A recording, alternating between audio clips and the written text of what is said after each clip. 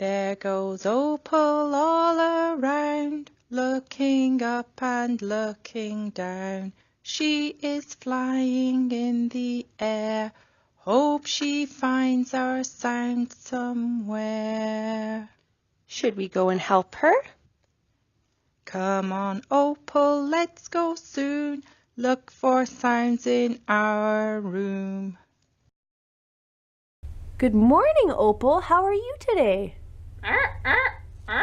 Oh, well, I'm glad that you're here and that you're not sleepy. I wonder what our letter of the day is, Opal. Can you tell us? Oh, come on now.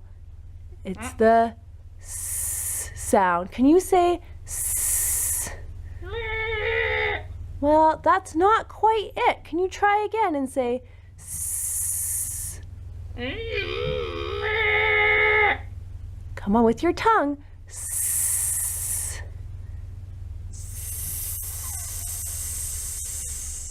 That was a good long sound, Opal.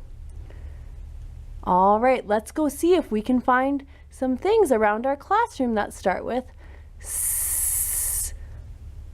Are you going to do a good job? All right. Off we go then. Opal, what is that there? Are you being sneaky in there? Oh, it's the number 6. S for 6. Good job.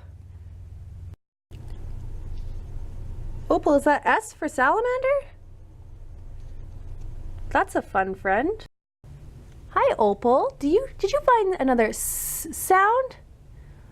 Is that S for sunflower? Good job. Hey, Opal, those aren't for you to eat. Come on now. Good job finding a sound. Let's see if we can find another one. Hello again, Opal. What have you found this time? What's that down there?